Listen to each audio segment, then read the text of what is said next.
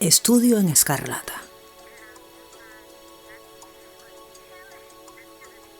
Mr. Sherlock Holmes.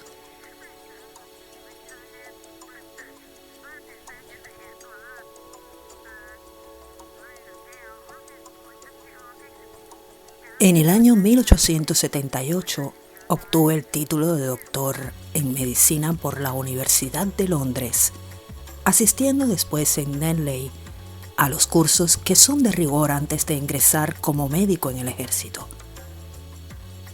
Concluidos allí mis estudios, fui puntualmente destinado al 5.0 de fusileros de Northumberland en calidad de médico ayudante.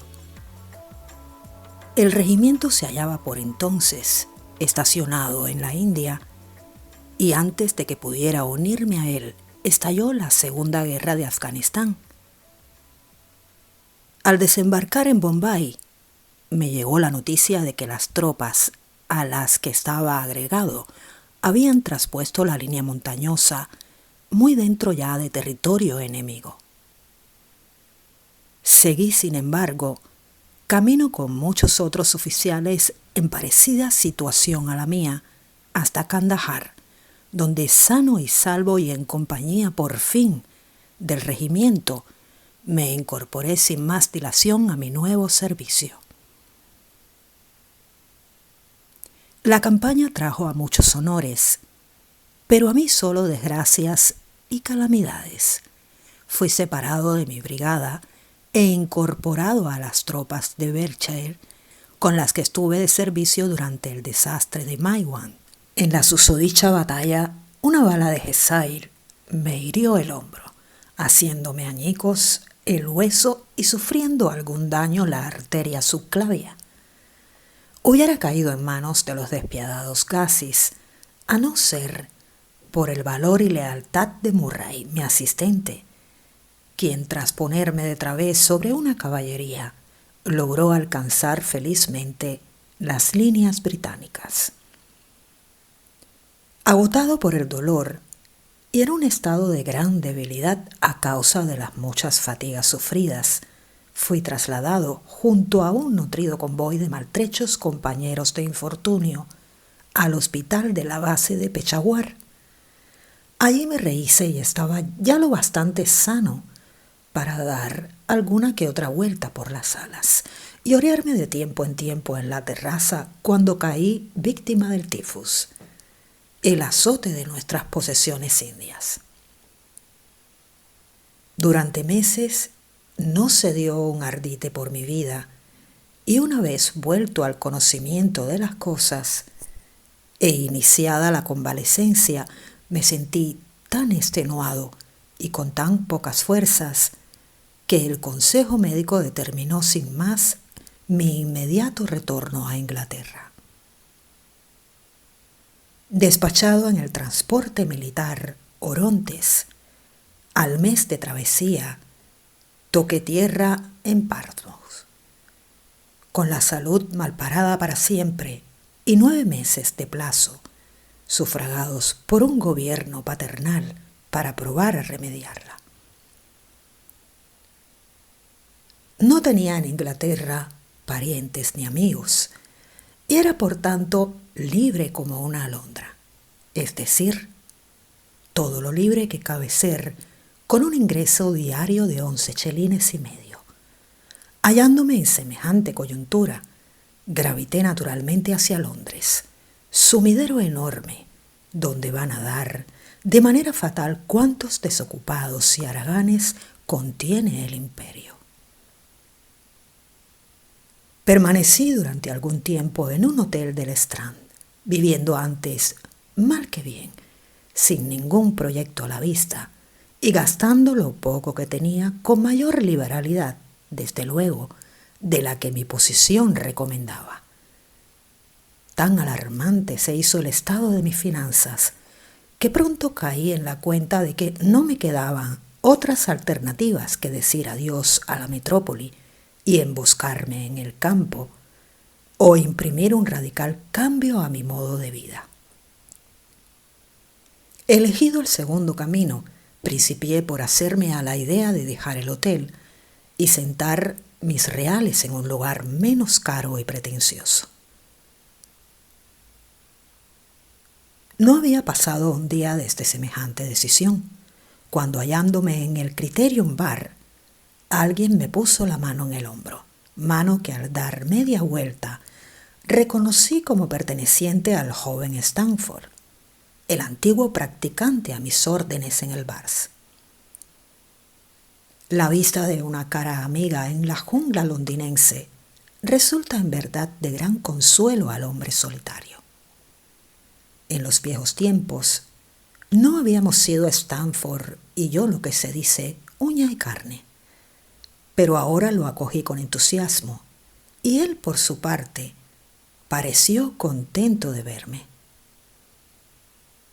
En ese arrebato de alegría lo invité a que almorzara conmigo en el Holborn. Juntos subimos a un coche de caballos. «Pero, ¿qué ha sido de usted, Watson?», me preguntó sin embozar su sorpresa mientras el traqueteante vehículo se abría camino por las pobladas calles de Londres. «Está delgado como un arenque y más negro que una nuez». Le hice un breve resumen de mis aventuras y apenas si había concluido cuando llegamos a nuestro destino. «Pobre de usted», dijo en tono conmiserativo al escuchar mis penalidades. «¿Y qué proyectos tiene?». «Busco alojamiento», repuse. «Quiero ver si me hace arreglo para vivir a un precio razonable».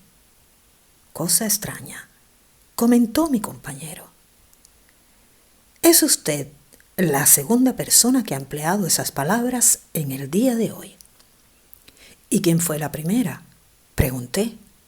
«Un tipo que estaba trabajando en el laboratorio de química, en el hospital. Andaba quejándose esta mañana de no tener a nadie con quien compartir ciertas habitaciones que ha encontrado. Bonitas a lo que parece, si bien de precio demasiado abultado para su bolsillo». «¡Demonios!», exclamé. «Si realmente está dispuesto a dividir el gasto y las habitaciones, soy el hombre que necesita. Prefiero tener un compañero antes que vivir solo». El joven Stanford, el vaso en la mano, me miró de forma muy extraña. «No conoce todavía a Sherlock Holmes», me dijo. «Podría llegar a la conclusión de que no es exactamente el tipo de persona que a uno le gustaría tener por vecino». «¿Y qué habla en contra suya?». «En ningún momento he sostenido que haya nada contra él. Se trata de un hombre de ideas un tanto peculiares, un entusiasta de algunas ramas de la ciencia. Hasta donde me alcanza, no es mala persona». «Naturalmente sigue la carrera médica», inquirí. «No, nada sé de sus proyectos y creo que anda versado en anatomía y es un químico de primera clase, pero según mis informes, no ha asistido sistemáticamente a ningún curso de medicina. Persigue en el estudio rutas extremadamente dispares y excéntricas, si bien ha hecho acopio de una cantidad tal y tan desusada de conocimientos que quedarían atónitos no pocos de sus profesores». «¿Y le ha preguntado alguna vez qué se trae entre manos?». «Pues no. No es hombre que se deje llevar fácilmente a confidencias, aunque puede resultar comunicativo cuando está en vena». «Me gustaría conocerle», le dije. «Si he de partir la vivienda con alguien, prefiero que sea persona tranquila y consagrada al estudio. No me siento aún lo bastante fuerte para sufrir mucho alboroto o una excesiva agitación. Afganistán me ha dispensado ambas cosas en grado suficiente para lo que me resta de vida. ¿Cómo podría entrar en contacto con este amigo de usted?». «Ha de hallarse con seguridad en el laboratorio», repuso mi compañero. «O se ausenta de él durante semanas o entra por la mañana para no dejarlo hasta la noche. Si usted quiere, podemos llegarnos allí después del almuerzo. Desde luego, le contesté, y la conversación tiró por otros derroteros. Una vez fuera de Holborn y rumbo ya al laboratorio, Stanford añadió algunos detalles sobre el caballero que llevaba trazas de convertirse en mi futuro coinquilino. Sepa exculparme si no llega a un acuerdo con él, me dijo. Nuestro trato se reduce a unos cuantos y ocasionales encuentros en el laboratorio. Ha sido usted quien ha propuesto este arreglo, de modo que quedo exento de toda responsabilidad. Si no congeniamos, bastará que cada cual siga su camino, repuse.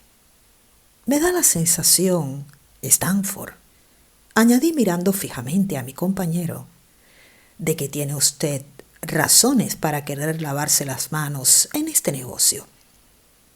Tan formidable es la destemplanza de nuestro hombre. Hablé sin reparos. No es cosa sencilla expresar lo inexpresable, repuso riendo. Holmes posee un carácter demasiado científico para mi gusto, un carácter que raya en la frigidez.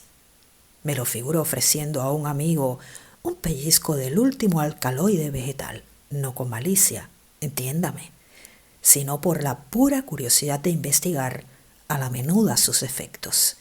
Y si he de hacerle justicia, añadiré que en mi opinión lo engulliría a él mismo con igual tranquilidad. Se diría que habita en su persona la pasión por el conocimiento detallado y preciso, encomiable actitud y a veces extremosa, me dijo. Cuando le induce a aporrear con un bastón los cadáveres en la sala de disección, se pregunta uno si no está revistiendo acaso una forma en exceso peculiar. ¿Aporrear los cadáveres? Sí, a fin de ver hasta qué punto pueden producirse magulladuras en un cuerpo muerto. Lo he contemplado con mis propios ojos. ¿Y dice usted que no estudia medicina? ¿No? Sabe Dios cuál será el objeto de tales investigaciones, pero ya hemos llegado y podrá usted formar una opinión sobre el personaje. Al decir esto, enfilábamos por una callejuela y a través de una pequeña puerta lateral fuimos a dar a una de las salas del gran hospital. Siéndome el terreno familiar, no precisé guía para seguir mi itinerario por la lúgubre escalera de piedra y a través luego del largo pasillo de paredes encaladas y puertas color castaño. Casi al otro extremo, un corredor abovedado y de poca altura torcía hacia uno de los lados, conduciendo al laboratorio de química. Era este una habitación de techo elevado, llena de frascos que se alineaban a lo largo de las paredes o yacían desperdigados por el suelo. Aquí y allá aparecían unas mesas bajas y anchas, erizadas de retortas, tubos de ensayo y pequeñas lámparas Bunsen con su azul y ondulante lengua de fuego. En la habitación hacía guardia un solitario estudiante que, absorto en su trabajo, se inclinaba sobre una mesa apartada. Al escuchar nuestros pasos, volvió la cabeza y, saltando en pie, dejó oír una exclamación de júbilo. «¡Ya lo tengo!», gritó a mi acompañante mientras corría hacia nosotros con un tubo de ensayo en la mano. «He hallado un reactivo que precipita con la hemoglobina, y solamente con ella». El descubrimiento de una mina de oro no habría encendido placer más intenso en aquel rostro. «Dr. Watson, el señor Sherlock Holmes», anunció Stanford a modo de presentación. «Encantado», dijo cordialmente mientras me estrechaba la mano con una fuerza que su aspecto casi desmentía. «Por lo que veo, Ha estado usted en tierras ascanas. ¿Cómo diablos ha podido adivinarlo? Le pregunté lleno de asombro. No tiene importancia, repuso él. Volvamos a la hemoglobina. Sin duda percibe usted el alcance de mi descubrimiento. Interesante desde un punto de vista químico, contesté. Pero, en cuanto a su aplicación práctica, por Dios, se trata del más útil hallazgo que en el campo de la medicina legal haya tenido lugar durante los últimos años. Fíjese, nos proporciona una prueba infalible para descubrir las manchas de sangre. Venga usted a verlo. Era tal su agitación que me agarró de la manga de la chaqueta, arrastrándome hasta el tablero donde había estado realizando sus experimentos. Hagámonos con un poco de sangre fresca, me dijo clavándose en el dedo una larga aguja y vertiendo en una probeta de laboratorio la gota manada de la herida. Ahora añado esta pequeña cantidad de sangre a 1 litro de agua. Puede usted observar que la mezcla resultante ofrece la apariencia del agua pura. La proporción de sangre no excederá de 1 a 1 millón. No me cabe duda, sin embargo, de que nos las compondremos para obtener la reacción característica. Mientras lo decía, arrojó en el recipiente unos pocos cristales blancos, agregando luego algunas gotas de cierto líquido transparente. En el acto la mezcla adquirió un apagado color caoba, en tanto que se posaba sobre el fondo de la vasija de vidrio un polvo parduzco. «Ajá», exclamó dando palmadas de alborozado como un niño con zapatos nuevos. «¿Y qué me dice ahora?» «Pues es un fino experimento», repuse. «¿Fino? Es un experimento magnífico. La tradicional prueba del guayaco resulta muy tosca e insegura. Lo mismo cabe decir del examen de los corpúsculos de sangre. Este último es inútil cuando las manchas cuentan arriba de unas pocas horas. Sin embargo, acabamos de dar con un procedimiento que actúa tanto si la sangre es vieja como nueva.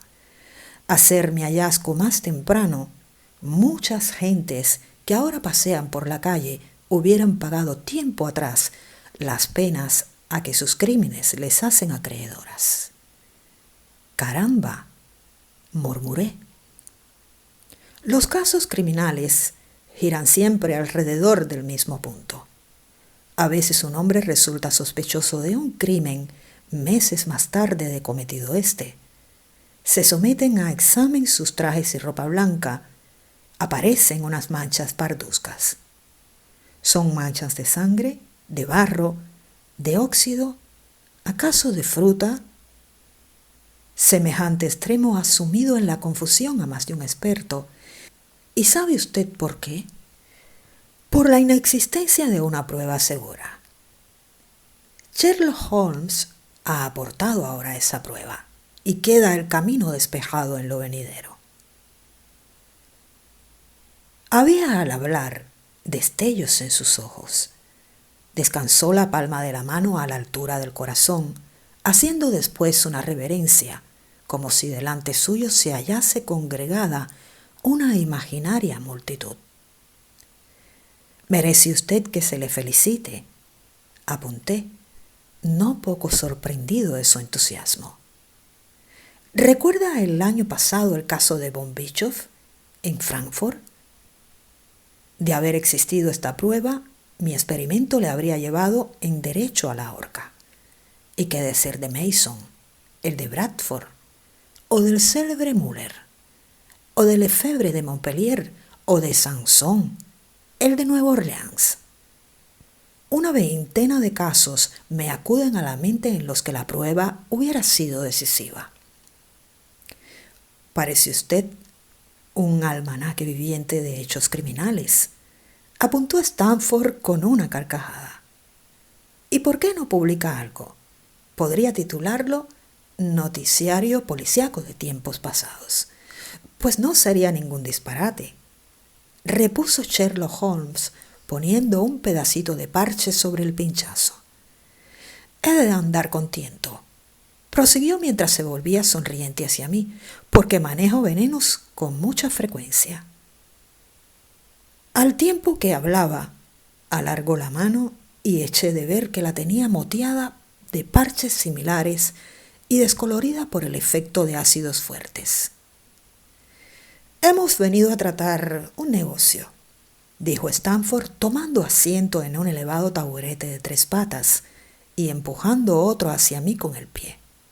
Este señor anda buscando dónde cobijarse, y como se lamentaba usted de no encontrar a nadie que quisiera ir a medias en la misma operación, he creído buena la idea de reunirlos a los dos. A Sherlock Holmes pareció seducirle el proyecto de dividir su vivienda conmigo. Tengo echado el ojo a unas habitaciones en Baker Street, me dijo, que nos vendrían de perlas. Espero que no le repugne el olor a tabaco fuerte. No gasto otro, repuse. Pues hasta ahí vamos bastante bien. Suelo trastear con sustancias químicas y de vez en cuando realizo algún experimento. ¿Le importa? En lo absoluto, le dije. Pues veamos cuáles son mis otros inconvenientes. De tarde en tarde me pongo melancólico y no despego los labios durante días.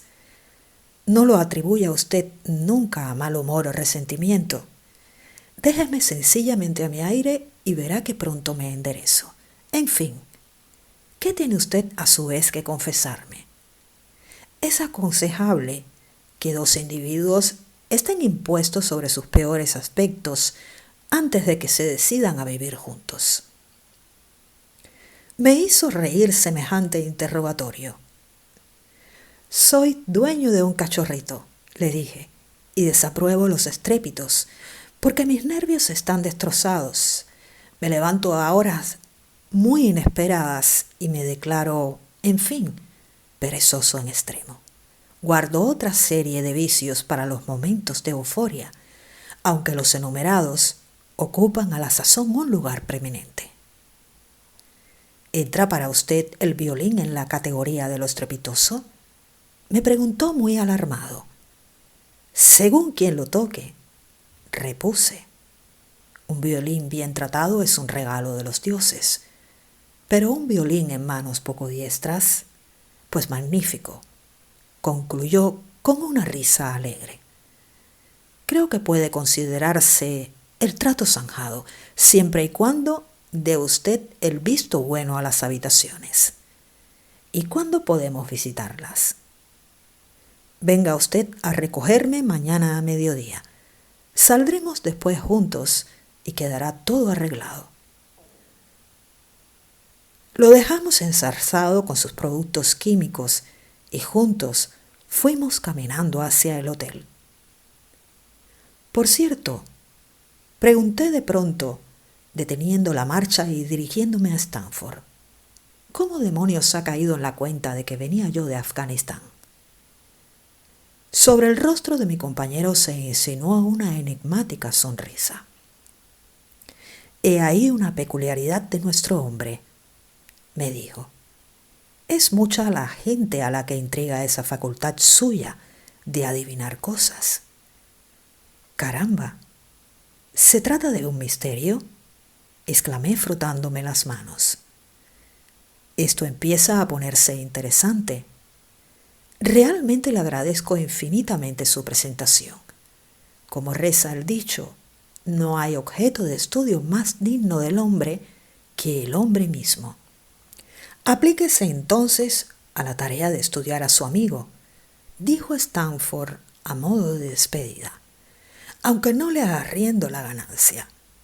Verá cómo acaba sabiendo él mucho más de usted que usted de él.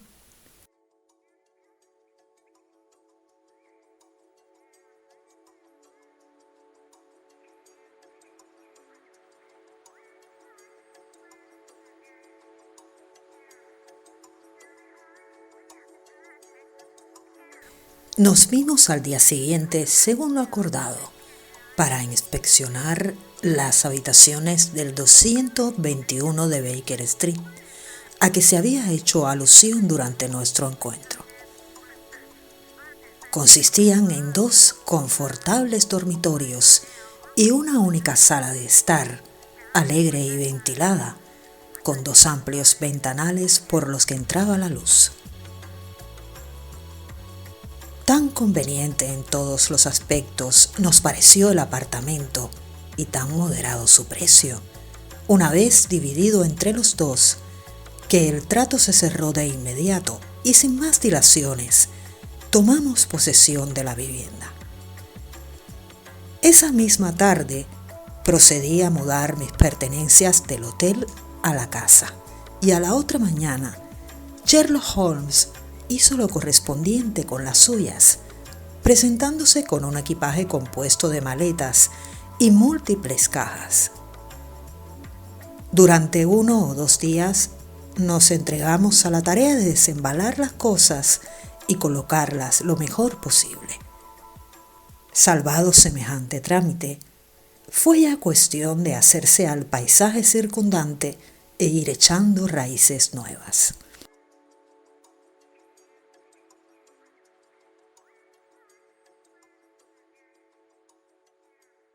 No resultaba ciertamente Holmes hombre de difícil convivencia. Sus maneras eran suaves y sus hábitos regulares.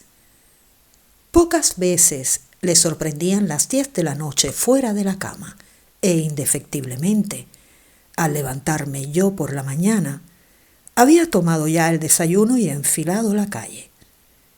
Algunos de sus días transcurrían íntegros en el laboratorio de química o en la sala de disección, destinando otros ocasionalmente a largos paseos que parecían llevarle hasta los barrios más bajos de la ciudad.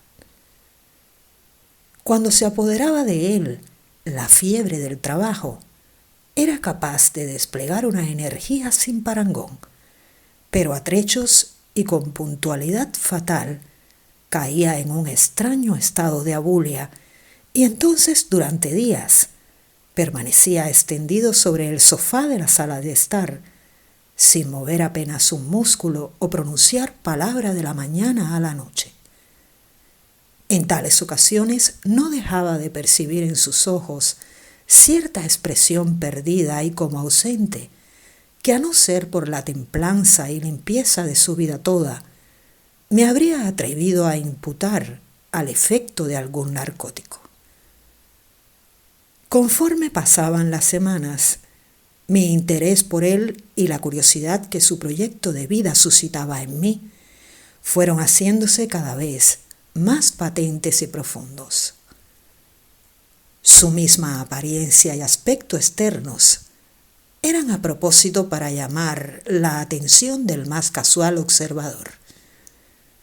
En altura andaba antes por encima que por debajo de los 6 pies, aunque la delgadez extrema exageraba considerablemente esa estatura. Los ojos eran agudos y penetrantes, salvo en los periodos de sopor a que he aludido, y su fina nariz de ave rapaz le daba no sé qué aire de viveza y determinación. La barbilla también, prominente y maciza, delataba en su dueño a un hombre de firmes resoluciones. Las manos aparecían siempre manchadas de tinta y distintos productos químicos, siendo, sin embargo, de una exquisita delicadeza, como innumerables veces eché de ver por el modo en que manejaba Holmes sus frágiles instrumentos de física. ¿Acaso el lector me esté calificando ya de entrometido e impenitente en vista de lo mucho que este hombre excitaba mi curiosidad y de la solicitud impertinente con que procuraba yo vencer la reserva en que se hallaba envuelto todo lo que a él concernía? No sería ecuánime, sin embargo, antes de dictar sentencia, echar en olvido hasta qué punto sin objeto era entonces mi vida y qué pocas cosas a la sazón podían animarla. Siendo el que era mi estado de salud, solo en días de tiempo extraordinariamente benigno me estaba permitido aventurarme al espacio exterior, faltándome los demás, amigos con quienes endulzar la monotonía de mi rutina cotidiana.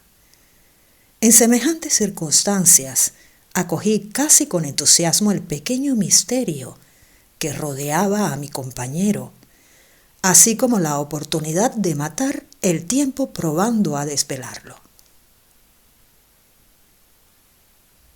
No seguía la carrera médica. Él mismo, respondiendo a cierta pregunta, había confirmado el parecer de Stanford sobre semejante punto. Tampoco parecía empeñado en suerte alguna de estudio que pudiera auparle hasta un título científico o abrirle otra cualquiera de las reconocidas puertas por donde se accede al mundo académico. Pese a todo, el celo puesto en determinadas labores era notable, y sus conocimientos, excéntricamente circunscritos a determinados campos, tan amplios y escrupulosos que daban lugar a observaciones sencillamente asombrosas. Imposible resultaba que un trabajo denodado y una información en tal grado exacta no persiguieran un fin concreto. El lector poco sistemático no se caracteriza por la precisión de los datos acumulados en el curso de sus lecturas. Nadie satura su inteligencia con asuntos menudos, a menos que tenga alguna razón de peso para hacerlo así. Si sabía un número de cosas fuera de lo común, ignoraba otras tantas de todo el mundo conocidas. De literatura contemporánea, filosofía y política, estaba casi completamente en ayunas. Cierta vez que saqué yo a colación el nombre de Thomas Carlyle, me preguntó con la mayor inocencia quién era aquel y lo que había hecho. Mi estupefacción llegó sin embargo a su cenit cuando descubrí por casualidad que ignoraba la teoría copernicana y la composición del sistema solar. El que un hombre civilizado desconociese en nuestro siglo XIX que la Tierra gira en torno al Sol, se me antojó un hecho tan extraordinario que apenas si podía darle crédito. «Parece usted sorprendido», me dijo sonriendo ante mi expresión de asombro. «Ahora que me ha puesto usted al corriente, haré lo posible por olvidarlo». «¿Por olvidarlo?» «Entiéndame», me explicó. «Considero que el cerebro de cada cual es como una pequeña pieza vacía que vamos amueblando con elementos de nuestra elección. Un necio echa mano de cuanto encuentra a su paso, de modo que el conocimiento que pudiera serle útil o no encuentra cabida, o en el mejor de los casos, se halla tan revuelto con las demás cosas que resulta difícil dar con él. El operario hábil selecciona con sumo cuidado el contenido de ese vano disponible que es su cabeza. Solo de herramientas útiles se compondrá su arsenal, pero éstas serán abundantes y estarán en perfecto estado. Constituye un grave error el suponer que las paredes de la pequeña habitación son elásticas o capaces de dilatarse indefinidamente. A partir de cierto punto, cada nuevo dato añadido desplaza necesariamente a otro que ya poseíamos. Resulta, por tanto, de inestimable importancia vigilar que los hechos inútiles no arrebaten espacios a los útiles. Sí, pero el sistema solar, protesté. ¿Y qué se me da a mí el sistema solar? Interrumpió ya impacientado. Dice usted que giramos en torno al Sol. Que lo hiciéramos alrededor de la Luna no afectaría un ápice a cuanto soy o hago. Estuve entonces a punto de interrogarle sobre eso que él hacía, pero aún no sé qué en su actitud me dio a entender que semejante pregunta no sería de su agrado. No dejé de reflexionar, sin embargo, acerca de nuestra conversación y las pistas que ella me insinuaba. Había mencionado su propósito de no entrometerse en conocimiento alguno que no atañera a su trabajo. Por tanto, todos los datos que atesoraba le reportaban por fuerza cierta utilidad. Enumeraré mentalmente los distintos asuntos sobre los que había demostrado estar excepcionalmente bien informado.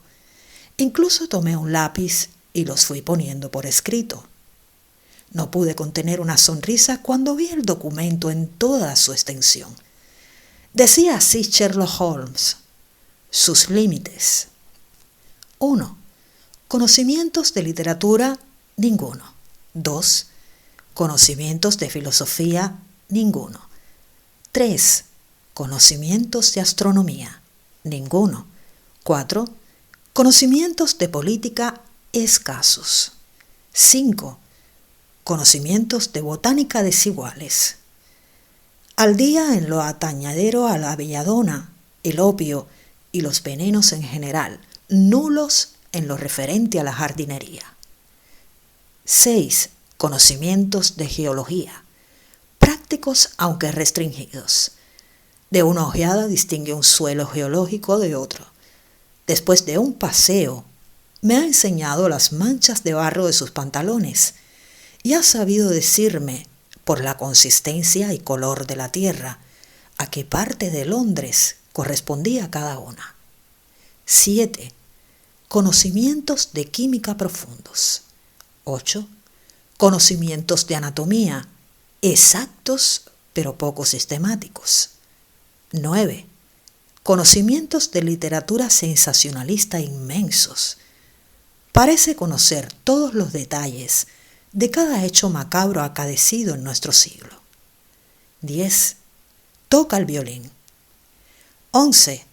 Experto boxeador y esgrimista de palo y espada. 12. Familiarizado con los aspectos prácticos de la ley inglesa. Al llegar a este punto, desesperado, arrojé la lista al fuego. Si para adivinar lo que este tipo se propone, me dije, he de buscar qué profesión corresponde al común denominador de sus talentos, puedo ya darme por vencido. Observo haber aludido poco más arriba a su actitud para el violín. Era esta notable, aunque no menos peregrina que todas las restantes, que podía ejecutar piezas musicales y de las difíciles, lo sabía de sobra, ya que a petición mía había reproducido las notas de algún Lieder de Mendelssohn y otras composiciones de mi elección. Cuando se dejaba llevar de su gusto, rara vez arrancaba, sin embargo, a su instrumento música o aires reconocibles.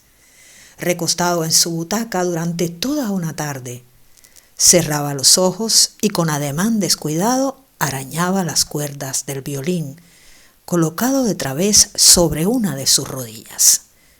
Unas veces eran las notas vibrantes y melancólicas, otras de aire fantástico y alegre. Sin duda, tales acordes reflejaban al exterior los ocultos pensamientos del músico, bien dándole su definitiva forma, bien acompañándolos no más que como una caprichosa melodía del espíritu.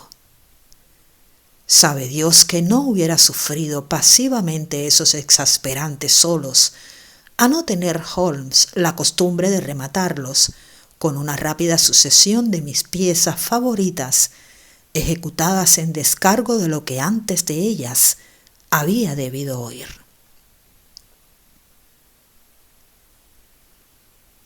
Llevábamos juntos alrededor de una semana, sin que nadie apareciese por nuestro habitáculo, cuando empecé a sospechar en mi compañero una orfandad de amistades pareja a la mía. Pero, según pude descubrir a continuación, no solo era ello falso, sino que además los contactos de Holmes se distribuían entre las más dispersas cajas de la sociedad. Existía, por ejemplo, un hombrecillo de ratonil aspecto, pálido y ojimoreno, que me fue presentado como el señor Lestrade y que vino a casa en no menos de 3 o 4 ocasiones a lo largo de una semana. Otra mañana una joven elegantemente vestida fue nuestro huésped durante más de media hora. A la joven sucedió por la tarde un tipo harapiento y de cabeza cana, la clásica estampa del buhonero judío, que parecía hallarse sobre ascuas y que a su vez dejó paso a una raída y probeta señora. Un día estuvo mi compañero departiendo con cierto caballero anciano y de melena blanca como la nieve. Otro recibió a un mozo de cuerda que venía con su uniforme de pana. Cuando alguno de los miembros de esta abigarrada comunidad hacía acto de presencia, solía Holmes suplicarme el usufructo de la sala y yo me retiraba entonces a mi dormitorio. Jamás dejó de disculparse por el trastorno que de semejante modo me causaba. «Tengo que utilizar esta habitación como oficina», decía, «y la gente que entra en ella constituye mi clientela. ¿Qué mejor momento para interrogarle a quemarropa?». Sin embargo, me vi siempre sujeto por el recato de no querer forzar la confidencia ajena. Imagina que algo le impedía dejar al descubierto ese aspecto de su vida, cosa que pronto me desmintió él, yendo derecho al asunto sin el menor requerimiento por mi parte. Se cumplía, como bien recuerdo, el 4 de marzo, cuando, habiéndome levantado antes que de costumbre, encontré a Holmes despachando su aún inconcluso desayuno. Tan hecha estaba la patrona a mis hábitos poco madrugadores que no hallé ni el plato aparejado ni el café dispuesto. Con la característica y nada razonable petulancia del común de los mortales, llamé entonces al timbre y anuncié muy cortante que esperaba mi ración. Acto seguido, tomé un periódico de la mesa e intenté distraer con él el tiempo mientras mi compañero terminaba en silencio su tostada. El encabezamiento de uno de los artículos estaba subrayado en rojo y a él, naturalmente, dirigí en primer lugar mi atención. Sobre la raya encarnada aparecían estas ampulosas palabras: «El libro de la vida», y a ellas seguía una demostración de las innumerables cosas que a cualquiera le sería dado deducir, no más que sometiendo a examen preciso y sistemático los acontecimientos de que el azar le hiciese testigo. El escrito se me antojó una extraña mezcolanza de agudeza y disparate. A sólidas y apretadas razones sucedían indiferencias en exceso audaces o exageradas. Afirmaba el autor poder adentrarse, guiado de señales tan someras como un gesto, el estremecimiento de un músculo o la mirada de unos ojos, en los más escondidos pensamientos de otro hombre. Según él, la simulación y el engaño resultaban impracticables delante de un individuo avesado al análisis y a la observación. Lo que éste dedujera sería tan cierto como las proposiciones de Euclides. Tan sorprendentes serían los resultados que el no iniciado en las rutas por donde se llega de los principios a las conclusiones habría por fuerza de creerse en presencia de un auténtico nigromante. A partir de una gota de agua, decía el autor, cubría lógico establecer la posible existencia de un océano Atlántico o unas cataratas del Niágara, aunque ni de lo uno ni de lo otro hubiese tenido jamás la más mínima noticia. La vida toda es una gran cadena cuya naturaleza se manifiesta a la sola vista de un eslabón aislado. A semejanza de otros oficios, la ciencia de la deducción y el análisis exige en su ejecutante un estudio prolongado y paciente, no habiendo vida humana tan larga que en el curso de ella quepa a nadie alcanzar la perfección máxima de que el arte deductivo es susceptible. Antes de poner sobre el tapete los aspectos morales y psicológicos de más bulto que esta materia suscita, descenderé a resolver algunos problemas elementales. Por ejemplo, ¿cómo apenas divisada una persona cualquiera resulta acceder o inferir su historia completa, así como su oficio o profesión? Parece un ejercicio pueril y, sin embargo, afina la capacidad de observación, descubriendo los puntos más importantes y el modo como encontrarles respuesta. Las uñas de un individuo, las mangas de su chaqueta, sus botas, la rodillera de los pantalones, la callosidad de los dedos pulgar e índice, la expresión facial, los puños de su camisa. Todos estos detalles son prendas personales por donde claramente se revela la profesión del hombre observado.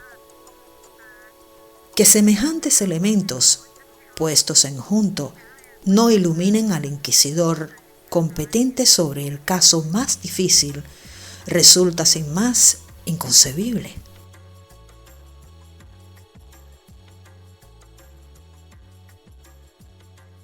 Valiente sarta de sandeces. Jamás había leído en mi vida tanto disparate. Dejé el periódico sobre la mesa. ¿De qué se trata?, me preguntó Sherlock Holmes. De ese artículo, dije apuntando hacia él con mi cucharilla mientras me sentaba para dar cuenta de mi desayuno. Veo que lo ha leído, ya que está subrayado por usted. No niego habilidad al escritor, pero me subleva lo que dice. Se trata a ojos vista de uno de esos divagadores de profesión a los que entusiasma elucubrar preciosas paradojas en la soledad de su despacho. Pura teoría. ¿Quién lo hubiera encerrado en el metro, en un vagón de tercera clase, frente por frente de los pasajeros, y puesto a la tarea de ir adivinando las profesiones de cada uno? Apostaría 1 a 1000 en contra suya. Y perdería usted su dinero, dijo Holmes tranquilamente. En cuanto al artículo, es mío. ¿Suyo? Sí, soy aficionado tanto a la observación como a la deducción. Esas teorías expuestas en el periódico y que a usted se le antojan tan quiméricas, vienen a ser en realidad extremadamente prácticas, hasta el punto que de ellas vivo. ¿Cómo?, pregunté involuntariamente. Tengo un oficio muy particular, sospecho que único en el mundo. Soy detective asesor. Verá ahora lo que ello significa. En Londres abundan los detectives comisionados por el gobierno, y no son menos los privados. Cuando uno de ellos no sabe muy bien por dónde anda, acude a mí y yo lo coloco entonces sobre la pista. Suelen presentarme toda la evidencia de que disponen, a partir de la cual, y con ayuda de mi conocimiento de la historia criminal, me las arreglo decentemente para enseñarles el camino. Existe un fuerte aire de familia entre los distintos hechos delictivos, y si se dominan a la menuda los 1000 primeros, no resulta difícil descifrar el que completa el número 1001. Lestrade es un detective bien conocido. No hace mucho se enredó en un caso de falsificación y, hallándose un tanto desorientado, vino aquí a pedir consejo. ¿Y los demás visitantes? Proceden en la mayoría de agencias privadas de investigación. Son gente que está a oscuras sobre algún asunto y acude a buscar un poco de luz. Atiendo a su relato, doy mi opinión y presento la minuta. ¿Pretende usted decirme que sin salir de esta habitación se las compone para poner en claro lo que otros, en contacto directo con las cosas e impuestos sobre todos sus detalles, solo ven a medias? Exactamente. Poseo en ese sentido una especie de intuición. De cuando en cuando surge un caso más complicado y entonces es menester ponerse en movimiento y echar alguna que otra ojeada. ¿Sabe usted que he atesorado una cantidad respetable de datos fuera de lo común? Este conocimiento facilita extraordinariamente mi tarea. Las reglas deductivas, por mí, sentadas en el artículo que acaba de suscitar su desdén, me prestan además un inestimable servicio. La capacidad de observación constituye, en mi caso, una segunda naturaleza. Pareció usted sorprendido cuando, nada más conocerlo, observé que había estado en Afganistán. Alguien se lo dijo, sin duda. En absoluto, me constaba esa procedencia suya de Afganistán. El hábito bien afirmado imprime a los pensamientos una tan rápida y fluida continuidad que me vi abocado a la conclusión, sin que llegaran a hacerme siquiera manifiestos los pasos intermedios. Estos, sin embargo, tuvieron su debido lugar. Helos aquí puestos en orden. Hay delante de mí un individuo con aspecto de médico y militar a un tiempo. Luego se trata de un médico militar. Acaba de llegar del trópico porque la tez de su cara es oscura, y ese no es el color suyo natural, como se ve por la piel de sus muñecas. Según lo pregona su macilento rostro, ha experimentado sufrimientos y enfermedades. Le han herido en el brazo izquierdo. Lo mantiene rígido y de manera forzada. ¿En qué lugar del trópico es posible que haya sufrido un médico militar semejantes contrariedades, recibiendo además una herida en el brazo? Evidentemente en Afganistán. Esta concatenación de pensamientos no duró el espacio de un segundo. Observé entonces que venía de la región afgana y usted se quedó con la boca abierta. Tal como me ha relatado el lance, parece cosa de nada, dije riendo. Me recuerda usted al Dupin de Allan Poe. Nunca imaginé que tales individuos pudieran existir en realidad. Sherlock Holmes se puso en pie y encendió la pipa. Sin duda cree usted halagarme estableciendo un paralelo con Dupin. Ahora bien, en mi opinión Dupin era un tipo de poca monta. Ese expediente suyo de irrumpir en los pensamientos de un amigo con una frase oportuna tras un cuarto de hora de silencio tiene mucho de histriónico y superficial. No le niego, desde luego, talento analítico, pero dista infinitamente de ser el fenómeno que Poe parece haber supuesto. ¿Ha leído usted las obras de Gaboriau?, le pregunté. ¿Responde Lecoq a su ideal detectivesco? Sherlock Holmes arrugó sarcástico la nariz. Lecoq era un chapucero indecoroso, que no tenía sino una sola cualidad, a saber, la energía. Cierto libro suyo me pone sencillamente enfermo. En él se trata de identificar a un prisionero desconocido. Sencillísima tarea que yo hubiera ventilado en 24 horas y para la cual Lecoq precisa poco más o menos de 6 meses. Ese libro merecía ser repartido entre los profesionales del ramo como manual y ejemplo de lo que no hay que hacer. Hirió algo mi amor propio al ver tratados tan displicentemente a dos personas que admiraba. Me aproximé a la ventana y tuve durante un rato la mirada perdida en la calle llena de gente. No sé si será este tipo muy listo, pensé para mis adentros, pero no cabe la menor duda de que es un engreído. No quedan ya crímenes ni criminales, prosiguió.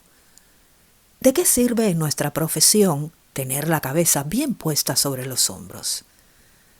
Sé de cierto que no me faltan condiciones para hacer mi nombre famoso.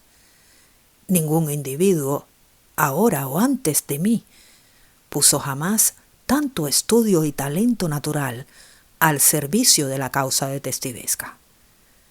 A lo sumo, me cruzo con alguna que otra chapucera villanía, tan transparente que su móvil no puede hurtarse siquiera a los ojos de un oficial de Scotland Yard. Persistía en mí el enfado ante la presuntuosa verbosidad de mi compañero, de manera que juzgué conveniente cambiar de tercio.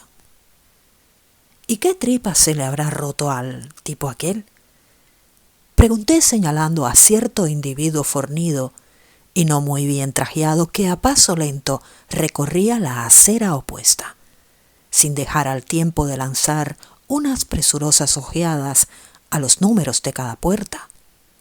Portaba en la mano un gran sobre azul y su traza era a la vista la de un mensajero.